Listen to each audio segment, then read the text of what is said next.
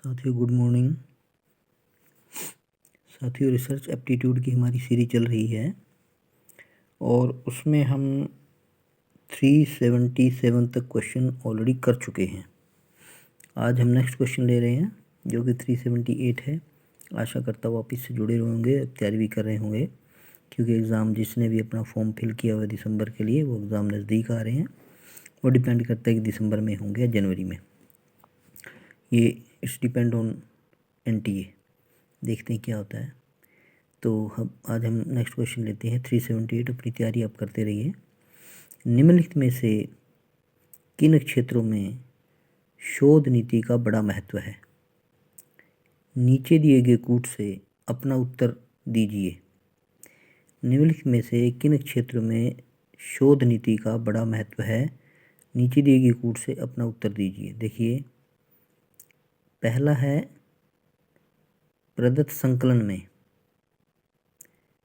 Number 2 है किसी संगोष्ठी यानी कि सेमिनार पत्रक की तैयारी में। तीसरा है आधार सामग्री विश्लेषण में। और फोर्थ है किसी सम्मेलन में भाग लेने में। और फिफ्थ है शोध प्रबंध या शोध लघु प्रबंध के लेखन में। और सिक्स्थ है किसी शोध समस्या के चयन में, यानी किसी रिसर्च प्रॉब्लम के सिलेक्शन में। तो ये क्वेश्चन देखिए, शोध नीति का बड़ा महत्व है। देखिए, ये हम क्वेश्चन कर रहे हैं। आशा करता हूँ आपको क्वेश्चन समझ में आ रहा होगा। ये आगे बढ़ते हैं। ये देखिए, कोड जी है, कूट ABCD आंसर है इसके।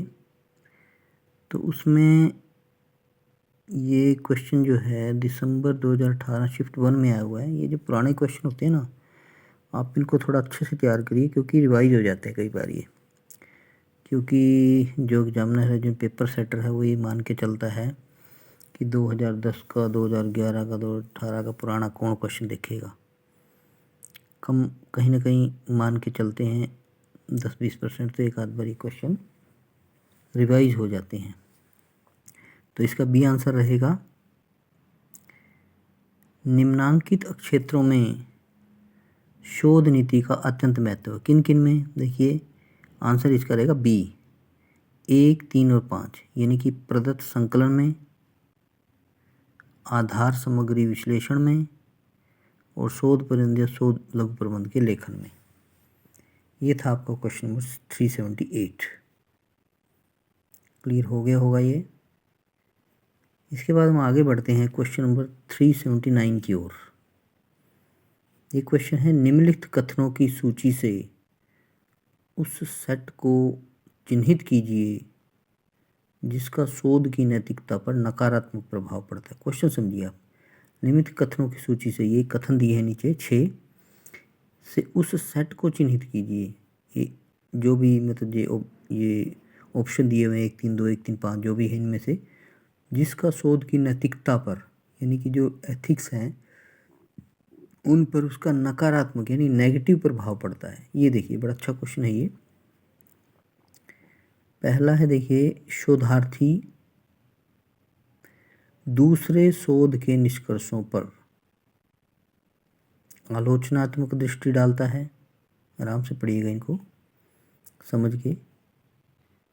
यानी शोधार्थी जो है, दूसरे किसी का शोध है, उसके कंक्लूजन है, उस पर क्रिटिकल जो है व्यू देखता है, क्रिटिकल पॉइंट ऑफ व्यू से।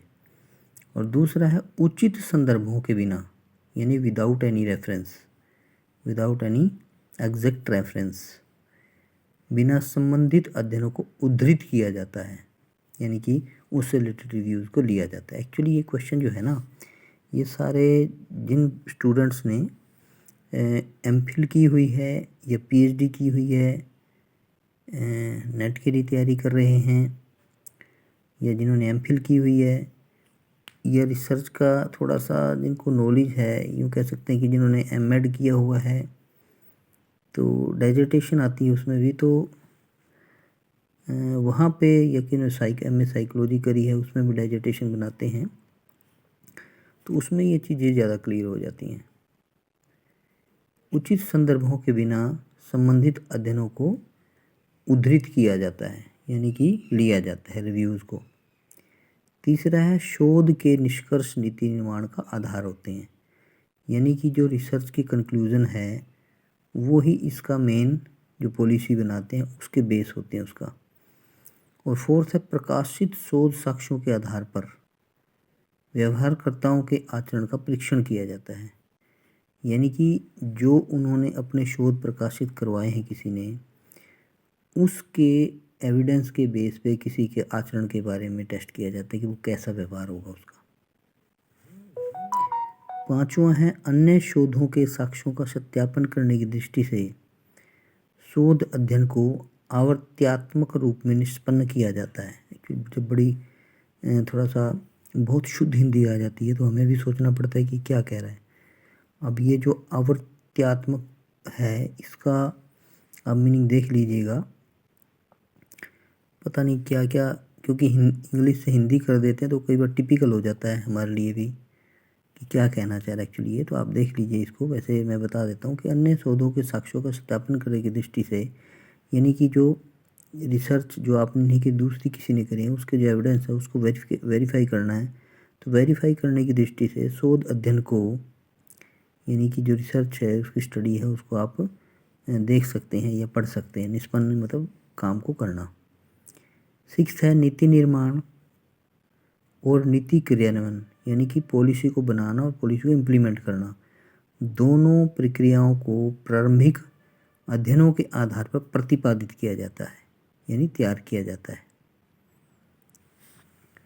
आशा करता हूँ ये आपको क्लियर हो रहा होगा। ये क्वेश्चन होना चाहिए थोड़ा सा, देखिए पॉइंट ज़्यादा हैं, थोड़ा सा कई बार हिंदी टिपिकल आ जाती है, कोई ऐसा मैटर नहीं है। फिर आप आराम से करके इसको समझेंगे तो क्लियर हो जाएगा। ऑप्शन देखिए, आप कूट में ऑप्शन दिया आंसर में ABCD, और ABCD में आगे सब ऑप्शन दिए हैं। ये 2016 का क्वेश्चन है, JRF नेट में आया हुआ है। बहुत अच्छा क्वेश्चन, बहुत ही अच्छा, वेरी वेरी इंपॉर्टेंट क्वेश्चन है। इसको आप जरूर करिएगा, क्योंकि एक तो 2016 यानी कि 8-9 साल पुराना क्वेश्चन हो गया, और एक जो है ये नेट के JRF में भी आया और साथ में जो है बड़ा अच्छा क्वेश्चन है ये। तो आंसर देखिए, इसका आंसर सी रहेगा। देख लीजिए सी में ऑप्शन कौन से हैं, दूसरा, चौथा और छठा, यानी कि सेकंड, फोर्थ एंड सिक्स्थ। तो सी देखिए आंसर है शोध की नैतिकता पर नकारात्मक प्रभाव डालने वाले तथ्य कौन कौन से। पहला देखिए, उचित संदर्भों के बिना संबंधित अध्ययनों को उद्धृत किया जाता है। दूसरा है एक विशेष बात को सिद्ध करने की चेष्टा करता है। तीसरा है प्रकाशित शोध साक्ष्यों के आधार पर व्यवहारकर्ताओं के आचरण का परीक्षण किया जाता है। फोर्थ है आंकड़ों का वैज्ञानिक तौर पर छानबीन नहीं करता है। ये दोबारा से वही लिखे हुए हैं, तो आपने लेना कौन सा इनमें से, सी, यानी कि 2, 4 और 6। 2 कौन सा है, एक विशेष बात को सिद्ध करने की चेष्टा करता है, और 4 देखिए आप कौन सा दिया, अन्य शोधों के साक्ष्यों का, है ना, साक्ष्यों का सत्यापन करने की दृष्टि शोध अध्ययन को आवर्त्यात्मक रूप निष्पन्न, ये वाला है। सॉरी, इसमें प्रकाशित शोध साक्ष्यों के आधार पर व्यवहारकर्ताओं के आचरण का परीक्षण किया जाता है।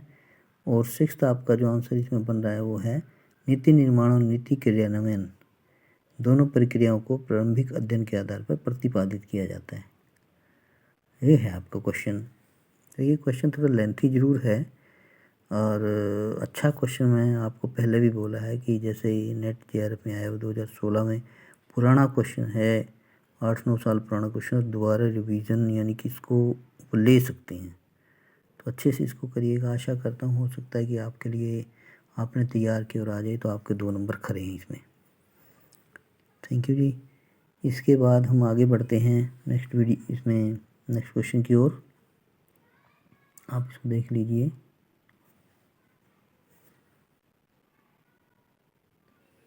नेक्स्ट क्वेश्चन है 380 नंबर।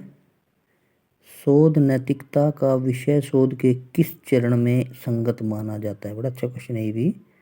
शोध नैतिकता का विषय शोध के किस चरण में संगत माना जाता है। ABCD। देखिए ए क्या है, समस्या स्थापना तथा इसकी परिभाषा के चरण में। बी है शोध के समग्र के निर्धारण चरण में। सी है प्रदत्त संकलन तथा विवेचन के चरण में, और डी दिया है निष्कर्षों को प्रस्तुत किए जाने के चरण में। ये भी 2017 में आया हुआ नेट ईयर में, ये भी अच्छा क्वेश्चन है, इसको भी आप कर सकते हैं। क्वेश्चन को पढ़ने से ही पता लग जाता है कि इसका लेवल क्या है। सी देखिए, इसका आंसर रहेगा शोध नैतिकता शोध नैतिकता बोलते हैं रिसर्च एथिक्स को। तो शोध का वह अंग है, ये आप इसको ज़रूर अच्छे से करिएगा, जिसके अंतर्गत शोधकर्ता पूर्वाग्रह से रहित होकर ईमानदारी पूर्वक, यानी कि किसी भी पक्षपात को छोड़कर, अनदेखा करके, जिसके अंतर्गत शोधकर्ता पूर्वाग्रह से रहित होकर ईमानदारी पूर्वक सत्यनिष्ठा के साथ समस्या के सही निष्कर्ष का विषय शोध के प्रदत्त संकलन तथा विवेचन के चरण में संगत माना जाता है। इसके चरण निम्न हैं। अब यहाँ चरण पाँव नहीं है, ठीक है, चरण का मतलब है स्टेप्स, कदम। ठीक है जी, देख लीजिए एक बार अच्छे से इस क्वेश्चन को।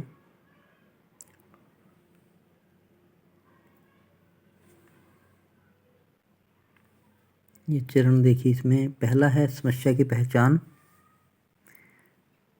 दूसरा है परिकल्पना का निर्माण, यह आपको पता होना चाहिए इसका। तीसरा है शोध अभिकल्प का विकास। चौथा, फोर्थ है प्रदत्त विश्लेषण या डाटा एनालिसिस। फिफ्थ है सामान्यीकरण, जनरलाइजेशन। और सिक्स्थ है निष्कर्ष यानी कंक्लूजन। आशा करते हैं क्वेश्चन क्लियर हो गया होगा। इसके बाद नेक्स्ट क्वेश्चन के बढ़ते हैं। 381 क्वेश्चन नंबर। मैं सोच रहा हूँ कि थोड़ा सा आज ज़्यादा क्वेश्चन करवा दूँ आपको, क्योंकि आपके एग्ज़ाम भी नज़दीक आ रहे हैं और आपकी सीरीज़ खत्म हो तो नेक्स्ट सीरीज शुरू करें। 381, किसी शोध विषय की मौलिकता किन घटकों पर निर्भर करेगी? किसी शोध विषय की जो मौलिकता है, यानी कि कितना मौलिक है, कितना ओरिजिनल है वो शोध रिसर्च सब्जेक्ट या टॉपिक, किन घटकों पर निर्भर करेगी? सबसे पहला विषय की विशिष्टता, नंबर 2 उपयोगितावादी आयाम, नंबर 3 सहयोग प्रणाली, और फोर्थ है पर्यवेक्षण की अनावश्यकता, फिफ्थ है अध्ययन की व्यवहार्यता। अब देखिए, इसमें जो कोड दिए हैं, आंसर दिए हैं, वो A B C D 4 दिए और आगे सब इनके सब ऑप्शन दिए हैं। अच्छा क्वेश्चन ये भी, ये 2018 में, इसको भी आप करिए, क्योंकि जो पुराने क्वेश्चन है मैंने आपको पहले बता दिया कि चांस होते हैं उसको दोबारा से रिवाइज करते हो। ए देखिए, नवीन ज्ञान की प्राप्ति के लिए किए जाने वाले व्यवस्थित प्रयास को हम अनुसंधान या शोध कहते हैं। बहुत अच्छा क्वेश्चन है, आप नोट करिएगा इसको। नवीन ज्ञान की यानी नए ज्ञान की प्राप्ति के लिए किए जाने वाले व्यवस्थित प्रयास को हम अनुसंधान या शोध कहते हैं। और शोध की प्रक्रिया एक ऐसी गहन, सुव्यवस्थित व तार्किक प्रक्रिया है जो मानव के ज्ञान भंडार में कुछ न कुछ वृद्धि अवश्य करती है अथवा वृद्धि करने की दिशा में प्रवृत्त होती है, यानी उसकी ओर बढ़ती है। नवीन सत्यों की खोज करना अथवा पुरातन सत्यों को नूतन ढंग से या नए तरीके से ऐसी प्रस्तुति करना ही नवीन ज्ञान का सृजन है, जो ज्ञान भंडार को समृद्ध करता है।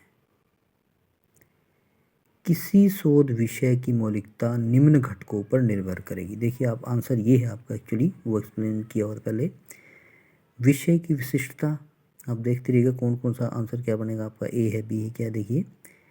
उपयोगितावादी आयाम, देखिए एक के बाद क्या आया, 2। सहयोगी प्रणाली, 3। और अध्ययन की व्यवहार्यता, 5। 1 2 3 5 देखिए किसमें, ए में, तो ए आंसर इसका रहेगा। आशा करता हूँ साथ ही आपको ये क्लियर हो गया होगा क्वेश्चन, जितने भी मैंने अभी तक इस वीडियो में करवाए हैं। आज लेंथी ज़रूर हुई है वीडियो, लेकिन मैंने कोशिश की है कि थोड़े से कोशिश कर रहा हूँ कि आपको थोड़े ज़्यादा क्वेश्चन करवा दिए जाएँ, ताकि आप अपनी तैयारी को जल्दी से कंप्लीट कर लो इसको, क्योंकि टाइम नज़दीक आ रहा है पेपरों का आपका। चलिए तैयारी करते रहिए। Okay, thank you. इसी वीडियो के साथ यहाँ ओवर करते हैं इसको, नेक्स्ट वीडियो में मिलते हैं। बने रहिए मनोहर ऑनलाइन एकेडमी पर। और सब्सक्राइब कीजिए, शेयर कीजिए, लाइक कीजिए, जो भी आपका मन आए कीजिए। Thank you all.